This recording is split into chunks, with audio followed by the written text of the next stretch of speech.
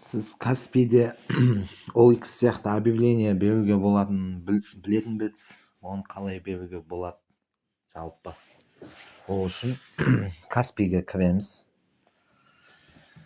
Каспийге кіріп, сөйтіп осы жерде сервисы дегенді таңдаймыз. Мынау 3 точка тұр ғой, 3 сызықша, соны таңдаймыз. Сөйтіп осы жерден объявление дегенге кіреміз. Объявлениеге кіреміз да. Сөйтіп объявлениеге мынау жерде егер услуга сататын болсаңыз, подать деген болады. Көк ортада тұрған, соған саламыз подать дегенді. Сөйтіп осы жерге мысалы жазамыз. Бізге мысалы қандай не қою керек? Мысалы монета СССР деп қояйық. СССР. Осы жерге жазамыз жаңағы несін, тақырыбын жазамыз. Монета СССР названиесін. Сөйтіп нумизматика деп жазамыз. Нумизматика. Сөйтіп осы жерге толтырамыз. Мысалы период СССР осылай деп шығады. Осыны толтырамыз. Сөйтіп тағы материал латунный бәрін толтырамыз. Описаниесін жазамыз осы жерге. Сөйтіп продолжитті басамыз.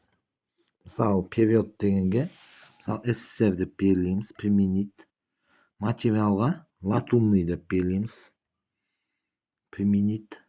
Описанияға мысалы СССР монеты копейки деп жазып қояйық. Копейки. Сөйтіп продолжить деген басамыз. Подробно минимум 20 слов дейді. 20 сөз керек. Ол жерге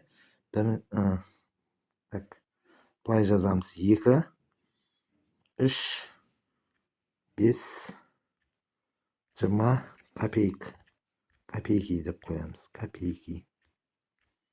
Сөйтіп продолжитті басамыз.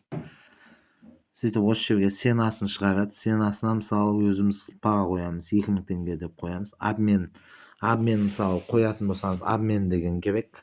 Сондай жазасыз. Цена мысалы бағасын қоятын болсаңыз, цена. Тегін беретін болсаңыз, дарым дейсіз. Договорный келісімді болса, договорныйды белгілейсіз. Продолжитті басамыз. Сөйтіп осы жерде сурет салу керек болады.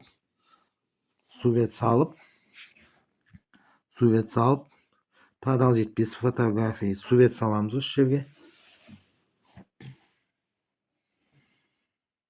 Сөйтіп мынау жерге подать объявление дегенді бассақ, болды, бізге автоматты түрде шығады. Қай жерде екенін барлығы шығады. Подать объявление деген басамыз. Сол жерде шығады. Кейін оны қай жерден көреміз? Оны мысалы ол объявление бізде былай тұрады. Мынау жерде мой кабинетке кіреміз. Объявление мысалы. Сөйтіп активный дегенге, неактивный деген бассақ, бізде неактивный деген тұр.